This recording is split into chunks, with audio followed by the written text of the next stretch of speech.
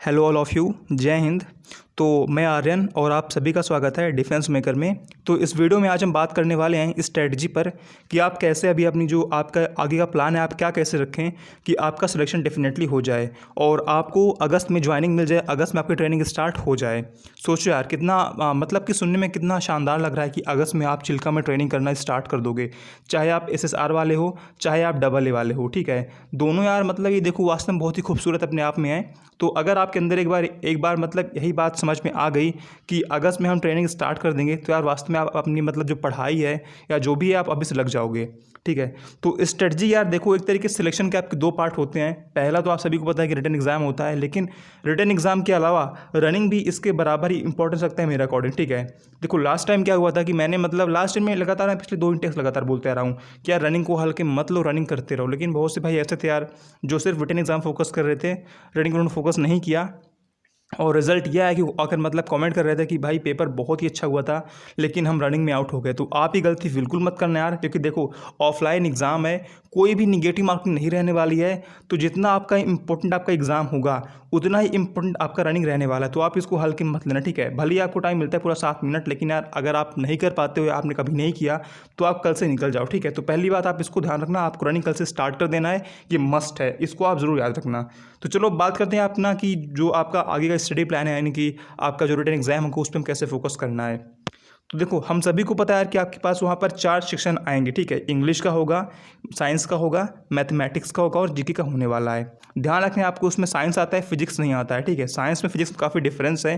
Difference ये है यार कि साइंस में क्या होता है आपका सब कुछ आता है, फिजिक्स आता है, केमिस्ट्री आता है, बायोलॉजी आता है और कंप्यूटर साइंस भी 1-2 क्वेश्चन आ जाते हैं। ठीक है, तो मतलब इतने पूरे क्वेश्चन होते हैं। फिलहाल इसमें जो मेजोरिटी होता है यानी कि कम से कम 15-16 क्वेश्चन वो आपका इसमें फिजिक्स ही रहता है। लेकिन फिजिक्स आपका यार एयरफोर्स वाला इसमें नहीं रहता है।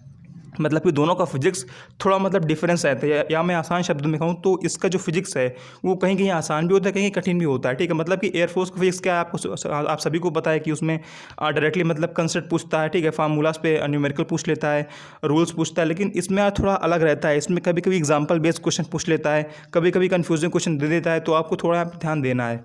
ठीक है, फिलहाल देखो हमारे पास क्या है, हमारे पास पूरे 100 क्वेश्चन आएंगे और हमारे पास पूरा 60 मिनट होगा। विश्वास को यार ये आपके पास टाइम सफिशियंट है, इतना टाइम आपके लिए बहुत ज़्यादा है, 1 घंटे 100 क्वेश्चन के लिए। तो अभी आपको सबसे अधिक देखो फोकस करना है मेरे हिसाब से इंग्लिश पे और जीके पे। विश्वास करो यार मेरे हिसाब से जो सबसे इजी आता है आपकी नेवी के पेपर में, सबसे इजी आपका इंग्लिश आता है और जीके आता है। ठीक है, इंग्लिश में और जीके में स्कोर करना बहुत ही आसान है। देखो होता क्या है ना कि जो एयरफोर्स की इंग्लिश रहती है, इंग्लिश उससे काफ़ी अलग रहती है। इसमें आपका सीधे मतलब कम से कम 8 से 9 आपके फिलर आ जाते हैं। ठीक है, डायरेक्टली बता रहा हूँ, डायरेक्टली आपके 8 से 9 फिलर आते हैं। मतलब फिलर कोई ऐसा घुमा फिरा नहीं होता है। फिलर आपका डायरेक्टली जैसे मान लो आपका एडजेक्टिव से हो गया, सुपरलेटिव कंपैरेटिव आपका टेंस से हो गया। ठीक है, आपका एडवर्ब से हो गया। तो ऐसे यार मतलब बहुत ईजी आते हैं। प्रोनाउन हो गया, मतलब यार जो आपके फिलर होते हैं बहुत ईजी होते हैं। और मुझे लगता है कि अगर आप 3 महीने भी आराम से अगर डेली रूल्स पढ़ते हो और क्वेश्चन की प्रैक्टिस करते हो तो आप बहुत ही ईजिली से रेडी कर लोगे। कम से कम 25 में से आप कम से कम 20 नंबर बहुत ही ईजिली इंग्लिश में ला सकते हो। कम से कम कह रहा हूँ 20 नंबर 25 में से। ठीक है, क्योंकि देखो इसमें आपके 4 क्वेश्चन आएंगे एक्टिव पैसिव के। अब एक्टिव पैसिव हर बंदा कर लेगा। एक्टिव पैसिव जो बंदा यार एक बार पढ़ लेगा अच्छे से, वो हर बंदा बहुत ईजिली एक्टिव पैसिव कर लेगा। और आप सभी यार देखो 90% वाले हो तो आप सभी ने एक्टिव पैसिव पढ़ भी रखा होगा। तो 4 क्वेश्चन देखो एक्टिव पैसिव आपके हो गए। ठीक है, 4-5 आपके ईजी वोकैबुलरी आते हैं। बाकी 5 क्वेश्चन आपका आता है पैसेज से। ठीक है, पैसेज देखो बहुत ईजी होता है इसका। एयरफोर्स इसको कंपेयर मत करना। इसका जो पैसेज वो देखो देखने में काफ़ी बड़ा होता है, लेकिन जो इसका पैसेज का लैंग्वेज वो काफ़ी ईजी होता है, क्वेश्चंस काफ़ी ईजी होते हैं। तो आप इसमें ईजिली 25 में से 20 नंबर गेन कर सकते हो। और अगर आपकी इंग्लिश बहुत वीक है तब भी आप इसमें एफर्ट मारना है और आप इसमें बहुत बढ़िया स्कोर कर सकते हो।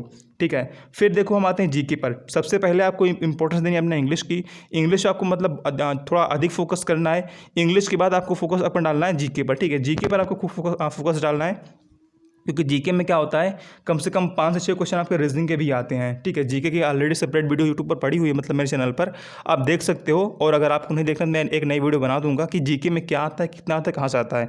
मतलब कि जीके आपका बहुत ही ईजी आता है। और जीके का आपका जो एक तरीके से आपका क्वेश्चन है वो एक तरीके से लगभग फिक्स होता है कि क्वेश्चन कहाँ से आए कितने आएंगे। क्योंकि देखो ये कोई SSC का एग्जाम नहीं, ठीक है, ये आपका नेवी का एग्जाम है। तो जीके इसमें बहुत ईजी आता है। जीके इसमें कोई भी टफ नहीं आता है। लाइक आपका हिस्ट्री हो गया, ज्योग्राफी गया, पॉलिटी हो गया, इकोनॉमिक्स हो गया, इनसे सिर्फ आपके 3-4 क्वेश्चन आते हैं। तो अगर आप चाहो तो आप इनको ऊपर ऊपर पढ़ लो, आप चाहो आप इनको छोड़ भी सकते हो, मतलब कोई इसमें बड़ी बात नहीं है, ठीक है। क्योंकि आपके जो क्वेश्चन हैं वो स्टैटिक्स से अधिक आते हैं, फुल फॉर्म आता है, कैपिटल करेंसी आता है, रीजनिंग आते हैं 5 क्वेश्चन। तो यार देखो क्वेश्चन का जो लेवल रहता है इनका ना बहुत ईजी रहता है। तो आप मान लो 20 नंबर आपने यहाँ से गेन कर लिया, अगर आपकी इंग्लिश स्ट्रांग है तो आप इजीली कर लोगे। अगर आपकी इंग्लिश बहुत वीक है तब भी आप 15 नंबर मेरे हिसाब से बहुत इजीली गेन कर सकते हो, ठीक है। और 15 से 20 नंबर आप यहाँ गेन कर सकते हो जीके में, 15 से 20 नंबर आप जीके में गेन कर सकते हो। अब देखो ऐसा नहीं कि आप मैथ्स और साइंस पढ़ नहीं रहे हो, आप मैथ और फिजिक्स पढ़ लोगे, मुझे पता है यार, लेकिन ठीक है। लेकिन देखो कभी कभी होता क्या है ना कि नेवी का जो मैथ्स है या नेवी का जो फिजिक्स है वो कभी कभी काफ़ी हार्ड आ जाता है, मतलब कि 8 या 9 क्वेश्चन से अधिक बंदे कर ही नहीं पाते हैं। तो यार सोचो अगर आपने 10 क्वेश्चन केवल मैथ्स में कर लिए और आपने केवल 10 क्वेश्चन इसमें भी कर लिए, तो देखो 20 नंबर आपकी ये यहाँ पर यही हो गया, ठीक है। और उसका देखो 15 क्वेश्चन इसमें आप तुक्का लगाओगे, 15 क्वेश्चन आपको इसमें तुक्का लगाएंगे, क्योंकि यार देखो यहाँ पर कोई भी निगेटिव मार्किंग नहीं होती है, तो आपको सारे क्वेश्चन को टिक करके आना है। तो 15 में से यार अगर आपके यहाँ पर 10 क्वेश्चन और निकल गए ना, तो एक अच्छा खासा आपका स्कोर तैयार हो जाएगा और आप इजीली डबल ए में क्वालिफाई हो सकते हो, ठीक है यार। Double A cut off last में आप सभी को पता है कि 57 नंबर गई थी, यानी कि 57 नंबर गई थी। अब आप जोड़ लो, मान लो 15 ये हो गया, 15-30, ठीक है, 15-30 हो गया और 40-50, देखो 60 नंबर आपका पहुंच गया इजीली। तो कहीं ना कहीं यार आपको यहाँ पर अधिक फोकस करना है अपना इंग्लिश पर और जीके पर। उसके बाद आपको प्रायोरिटी देनी है अपनी मैथमेटिक्स पर, आपको इस पर खूब फोकस करना है। और उसके बाद आपको फोकस करना इस पर। अगर अब बात करें मैथमेटिक्स की, देखो देखो पहली बात तो यार मैथमेटिक्स में आपको सारे फार्मूलाज अच्छे से याद कर लेने हैं। आप एक अलग से नोटबुक बनाओ अपनी, ठीक है। उस नोटबुक में आप जो फार्मूलाज होते हैं आप सभी फार्मूलाज को अच्छे से लिख डालो, ठीक है। मतलब कि जितने भी आपके फार्मूलाज हैं फर्स्ट टॉपिक से लेकर लास्ट टॉपिक तक, इंटीग्रेशन कैलकुलेशन जो भी मतलब आपका आता है सब, मतलब आप सारे फार्मूलाज लिख लो, ठीक है। और आप डेली उन्हें उठकर मतलब याद किया करो। और सेम वही चीज़ आप इसमें अप्लाई करो, ठीक है। फिजिक्स में भी आपकी जितनी इंपॉर्टेंट फार्मूलाज हैं आप सबको एक नोटबुक में लिख लो और आप सबको डेली याद किया करो। इसके अलावा जो आपको केमिस्ट्री होता है, बायोलॉजी होता है, उसमें आपको जो इंपॉर्टेंट लगता है, लाइक जैसे एसिड हो गए, ठीक है, कोई बीमारियाँ हो गई हैं, जो भी आपको लगता है कि इंपॉर्टेंट है आप उनको याद कर सकते हो, आप उनको पढ़ सकते हो, ठीक है। आप मतलब केमिस्ट्री बायोलॉजी आपको कुछ पढ़ना नहीं है, लेकिन जो आपको लगे इंपॉर्टेंट है आप उसको याद कर सकते हो, वहाँ से आपके 1-2 क्वेश्चन फंस सकते हैं, ठीक है। तो ये एक तरीके से है। देखो ये रहा ना कि आपको भी आगे कैसे बढ़ना है। जहाँ तक मुझे लग रहा है अभी मतलब मेरे अधिकतर भाई मैथमेटिक्स क्लास करने में बिजी होंगे, फिजिक्स क्लास करने में बिजी होंगे, इंग्लिश क्लास करने में बिजी होंगे, ठीक है। लेकिन देखो जीके कोई फोकस नहीं कर रहा होगा, लेकिन ये गलती आप कभी मत करना। आप सबसे अधिक फोकस करना अपनी इंग्लिश पर, फिर जीके पर, फिर मैथमेटिक्स पर, फिर यहाँ का साइंस पर, ठीक है। कंप्यूटर साइंस आपको पढ़ने की कोई ज़रूरत नहीं है, कभी के क्वेश्चन बहुत ईजी आते हैं, कभी क्वेश्चन बहुत हार्ड आ जाते हैं। तो मान लो क्वेश्चन कैसे भी आता है आपको उससे कोई मतलब नहीं है, अगर आते हैं तो करो, नहीं आता तो आप अपना तुक्का लगा दो, कौन से आप आपके नंबर कटने वाले गलत क्वेश्चन के, ठीक है यार। तो देखो अगर अभी आप मैथमेटिक्स पढ़ रहे हो तो बहुत ही अच्छी बात है, डेली प्रैक्टिस करो, मैथमेटिक्स दबा के प्रैक्टिस करो।